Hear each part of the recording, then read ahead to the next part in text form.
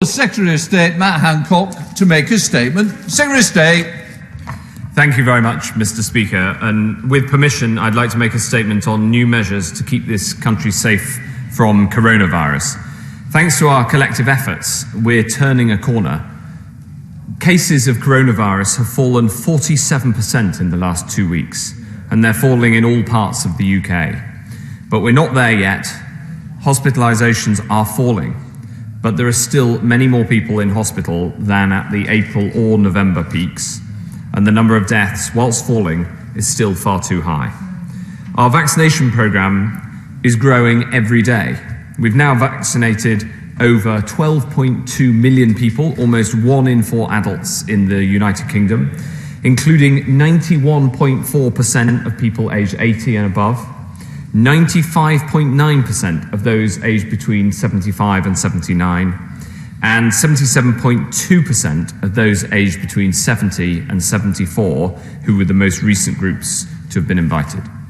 And we've also vaccinated 93.5% of eligible care home residents.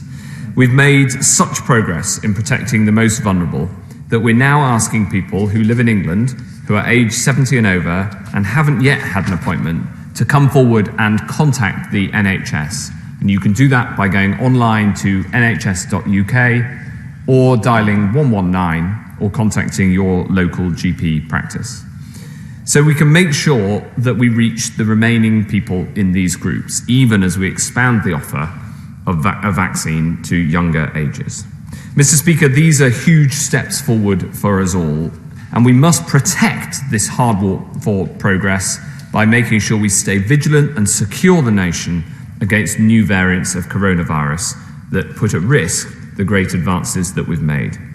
Mr. Speaker, coronavirus, just like flu and all other viruses, mutates over time. And so responding to new variants as soon as they arise is mission critical to protect ourselves for the long term. We've already built firm foundations, like our genomic sequencing, which allows us to identify new variants, our testing capacity, which allows us to bring in enhanced testing wherever and whenever we find a new variant of concern, and our work to secure vaccines that can be quickly adapted as new strains are identified. Our strategy to tackle new variants has 4 parts. First, the lower the case numbers here, the fewer new variants we get. So the work to lower case numbers domestically is crucial. Second, as I set out to the House last week, is enhanced contact tracing, surge testing, and genomic sequencing. We're putting this in place wherever a new variant of concern is found in the community, like in Bristol, Liverpool, and as of today, Manchester. Third is the work on vaccines to tackle variants, as set out yesterday by Professor Van Tam. And fourth, health protection at the border to increase our security against new variants of concern arriving from abroad. And Mr. Speaker, I'd like to set out to the House the new system of health measures at the border that will come into force on Monday. The new measures build on the tough action that we've already taken. It is, of course, illegal to travel abroad without a legally permitted reason to do so, so it's illegal to travel abroad for holidays and other leisure purposes. For the minority who are travelling for exceptional purposes, they will be subject to a specific compliance regime and end-to-end checks throughout the journey here. Every passenger must demonstrate a negative test result 72 hours before they travel to the UK, and every passenger must quarantine for 10 days. Arriving in this country involves a 2-week process for all. We've already banned travellers altogether from the 33 most concerning countries on our red list, where the risk of a new variant is greatest unless they're a resident here. But even with these tough measures in place, we must strengthen our defences yet further. I appreciate what a significant challenge this is. We've been working to get this right across government and with airport operators, passenger carriers and operational partners, including Border Force and the police. I want to thank them all for their work so far. And we've been taking advice from our Australian colleagues, both at ministerial level and from their leading authorities on quarantine. The message is everyone has a part to play in making our borders safe. And I know this is a very difficult time for both airlines and ports, and I'm grateful to them for working so closely with us. You have such an important role to play in protecting this country and putting in place a system so we can securely restart travel when the time is right. The whole team at the borders working together. Mr. Speaker, let me set out the three elements of the strengthened end-to-end system for international arrivals coming into force on 15th of February. This new system is for England, and we're working on similarly tough schemes with the devolved administrations and working with the Irish government to put in place a system that works across the common travel area. The three parts are as follows: hotel quarantine, testing and enforcement. First, Mr. Speaker, we're setting up a new system of hotel quarantine for UK and Irish residents who've been in red list countries in the last 10 days. In short, this means that any returning residents from these countries will have to quarantine in an assigned hotel room for 10 days from the time of arrival. Before they travel, they'll have to book through an online platform and pay for a quarantine package costing £1,750 for an individual travelling alone, which includes the hotel, transport and testing. This booking system will go live on Thursday, when we'll also publish the full detailed guidance. Passengers will only be able to enter the UK through a small number of ports that currently account for the vast majority of passenger arrivals.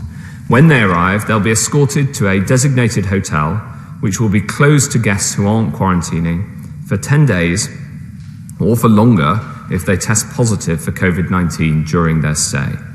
We've contracted 16 hotels for an initial 4,600 rooms, and we will secure more as they are needed. People will need to remain in their rooms and of course will not be allowed to mix with other guests, and there'll be visible security in place to ensure compliance alongside necessary support, so even as we protect public health, we can look after the people in our care. Second, Mr. Speaker, we're strengthening testing. All passengers are already required to take a pre-departure test and cannot travel to this country if it is positive. From Monday, all international arrivals, whether under home quarantine or hotel quarantine, will be required by law to take further PCR tests on day 2 and day 8 of that quarantine. Passengers will have to book these tests through our online portal before they travel. Anyone planning to travel to the UK from Monday needs to book these tests, and the online portal will go live on Thursday. If either of these post-arrival tests comes back positive, they'll have to quarantine for a further 10 days from the date of the test and will of course be offered any NHS treatment that's necessary.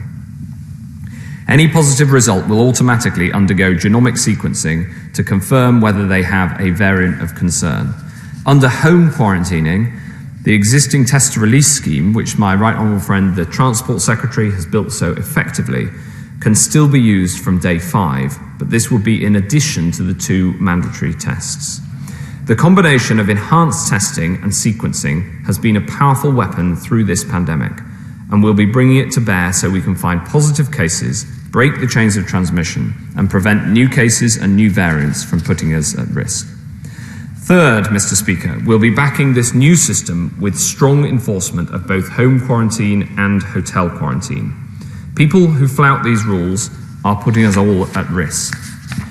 Passenger carriers will have a duty in law to make sure that passengers have signed up for these new arrangements before they travel and will be fined if they don't.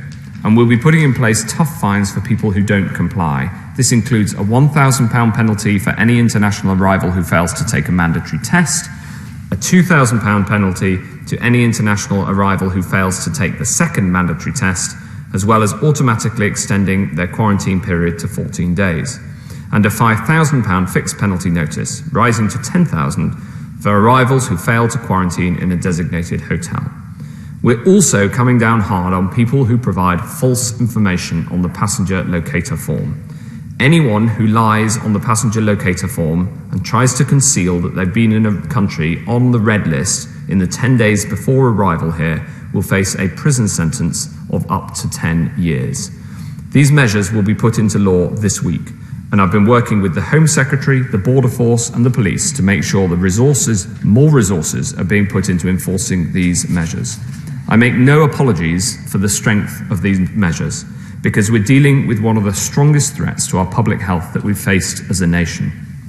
I know that most people have been doing their bit, making huge sacrifices as part of the national effort, and these new enforcement powers will make sure their hard work and sacrifice isn't undermined by a small minority who don't want to follow the rules. Mr. Speaker, in short, we're strengthening the health protection at the border in 3 crucial ways: hotel quarantine for UK and Irish residents who visited a red list country in the past 10 days, and home quarantine for all passengers from any other country, a 3-test regime for all arrivals, and firm enforcement of pre-departure tests and the passenger locator form. Our fight against this virus has many fronts, and just as we're attacking this virus through our vaccination programme, which is protecting more people each day, we're buttressing our defences against these vital measures so we can protect the progress that we've worked together so hard to accomplish. And I commend this statement to the House. I'm now